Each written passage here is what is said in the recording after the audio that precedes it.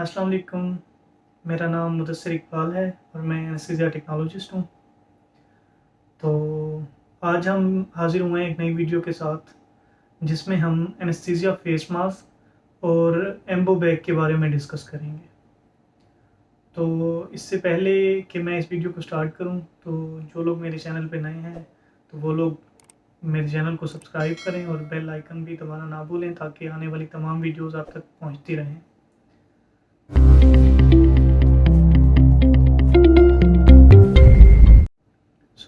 Video को start करते हैं। तो what is anaesthesia face mask?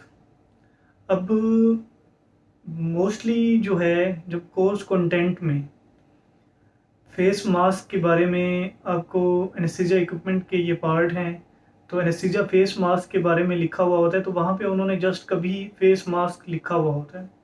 तो स्टूडेंट्स बड़ा परेशान से होते हैं कि ये कौन सा फेस मास्क है, क्योंकि उस टाइम पे पता नहीं होता। इन वेरी अर्ली ये चीज़ें पढ़ाई जाती हैं, लाइक सेकंड ईयर में। तो उस वक्त आपकी प्रैक्टिस भी नहीं होती, तो पता नहीं होता कि ये फेस मास्क कौन से वाला है भला। तो बड़े अजीब अजीब से फेस मास्क आ जाते हैं जब लिखे जाते हैं ना, सर्च करने के लिए। तो इसके लिए जो प्रॉपर वर्ड होता है वो है एनेस्थीसिया फेस मास्क, जो कि हम हमारे एनेस्थीसिया, जनरल एनेस्थीसिया की प्रोसीजर्स में और किसी भी पेशेंट को रिससिटेट करने में, जिसमें ऑक्सीजन सैचुरेशन ड्रॉप हो रही हो, तो हम मैनुअली उसे रिससिटेट करने के लिए हम फेस मास्क यूज़ करते हैं, एनेस्थीसिया फेस मास्क जिसे कहते हैं। तो प्री ऑक्सीजनेशन भी हम करते हैं इससे, जो जनरल एनेस्थीसिया के पेशेंट होते हैं उसमें। तो मैं आपको दिखाता हूँ कि इसके कौन कौन से पार्ट्स हैं और क्या होता है एनेस्थीसिया फेस मास्क। तो मेरे पास मौजूद है। तो ये हमारे पास एनेस्थीसिया फेस मास्क है। तो अब इसके हम पार्ट्स को डिस्कस कर लेते हैं। So this is anaesthesia face mask, जो कि हमारे पास ट्रांसपेरेंट है।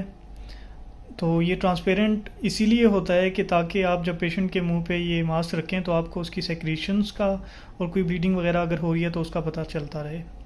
सो इसके जो पार्ट्स होते हैं, हमारे पास बेसिक 3 पार्ट्स हैं। उसमें एक हमारे पास ये कुशन होता है।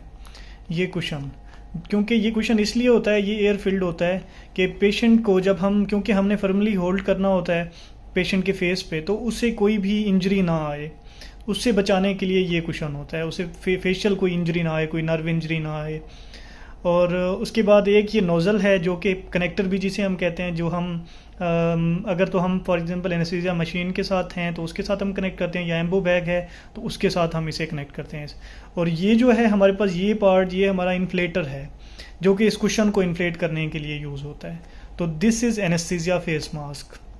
तो एनेस्थीसिया फेस मास्क हो गया। तो एम्बो के बारे में अब डिस्कस कर लेते हैं कि एम्बो क्या है। तो सबसे पहले तो हमें पता होना चाहिए कि व्हाट इज़ एम्बो, AMBU। तो ये होता है एम्बुलेटरी मैनुअल रिससिटेशन बैग, जिसे हम कहते हैं। तो ये इसकी फुल फॉर्म है। तो ये एम्बो बैग होता है, जो कि हम इमरजेंसी कंडीशन में किसी भी पेशेंट को जिसकी ऑक्सीजन सैचुरेशन ड्रॉप हो रही है, तो हम उसकी मतलब उसे रिससिटेट करने के लिए हम ये यूज़ करते हैं, एम्बो बैग। तो अब देखते हैं कि ये किस तरह से एनेस्थीसिया फेस मास्क के साथ इसका कनेक्शन होता है और इसके कौन कौन से पार्ट्स हैं। तो चल के मैं आपको वो दिखाता हूँ कि कौन कौन से इसके पार्ट्स हैं।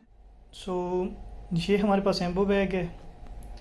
तो इसके पार्ट्स में सबसे पहले जो हम देखते हैं कि ये जो है, ये कनेक्टर है, जिसे हम इंस्पायरेटरी और एक्सपायरेटरी वेल्व भी कहते हैं।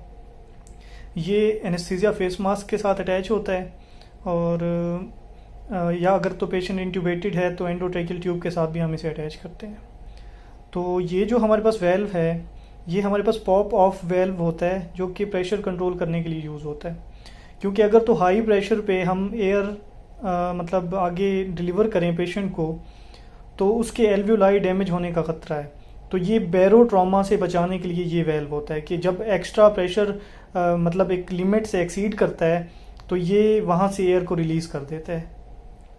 तो उसके बाद ये है, जो ये वाला जो पार्ट है, ये सेल्फ इन्फ्लेटिंग बैग है, जिसे हम इंस्पायरेशन और एक्सपायरेशन के लिए यूज़ करते हैं। जब हम इसे इन्फ्लेट करते हैं तो ये हम इंस्पायरेशन करवाते हैं, फिर हम इसे छोड़ देते हैं, तो ये एक्सपायरेशन का वो होता है।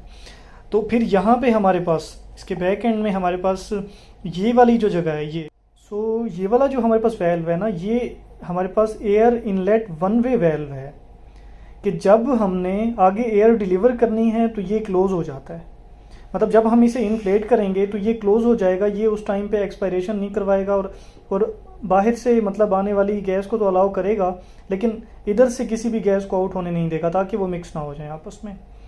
सो ये हो गया। तो ये जो हमारे पास एक और एंड है, यहाँ पे हम ये एयर के लिए एंड है, इसे भी इनलेट कहते हैं, एयर इनलेट इसे कहते हैं, और यहाँ से हम ऑक्सीजन अटैच करते हैं। सो ये ऑक्सीजन इनलेट है। तो एयर और ऑक्सीजन का मिक्सचर मिलके, क्योंकि 100% ऑक्सीजन हम प्रोवाइड कर रहे होते हैं जो कि 5 से 6 लीटर पर मिनट पे ओपन होती है, और ऑक्सीजन में क्योंकि हमें पता है उसमें भी ऑक्सीजन होती है 21%, तो ये सब चीज़ मिलके हम ऑक्सीजन पेशेंट को 100% ऑक्सीजन डिलीवर करते हैं। तो ये कुछ बेसिक पार्ट्स हैं एम्बो बैग के, तो जो कि मैंने बता दिए हैं। सो अब इसको मैं अटैच करके दिखाता हूँ कि किस तरह से हमने अटैच करना है और मास्क की पोजीशन क्या होनी चाहिए और मास्क को होल्ड करने का क्या तरीका है। सो ये एम्बो बैग है, तो ना अगर तो हमारे पास हमने मास्क मतलब उसे मास्क के ज़रिए हमने पेशेंट को ऑक्सीजन प्रोवाइड करनी है और हमने उसे रिससिटेट करना है, तो हम मास्क के ज़रिए उसे किस तरह करेंगे। तो ये हमारी अटैचमेंट हो जाती है। तो ये वाला हमारा पेशेंट एंड हो गया मास्क को एंड मतलब अटैच करके, और इस साइड से हम यहाँ पे ऑक्सीजन अटैच कर देते हैं और बाहर इस साइड से एयर इंटर होती है। सो हमने मास्क होल्डिंग में ये पोजीशन रखनी होती है, ये 2 उंगलियों से सी बनाना होता है और ये वाला जो है ये ई होता है। इस तरह से हमने होल्ड करना होता है कि यहाँ से हमने मास्क को होल्ड करना है और इस फिंगर से हमने जो एंगल ऑफ मैंडिबल है उसे लिफ्ट करना होता है और इस फिंगर से हमने चिन को लिफ्ट करना होता है। तो इस तरह से हम इसे होल्ड करते हैं और मतलब मास्क की पोजीशन ये है कि इस तरह से हम इसे पेशेंट का जो चिन है उसे हम लिफ्ट करके हम इसको वेंटिलेट करते हैं, इस तरह से हम वो करते हैं। तो ये हमारी इंस्पायरेशन हो गई, तो ये हमारा एक्सपायरेशन हो गई।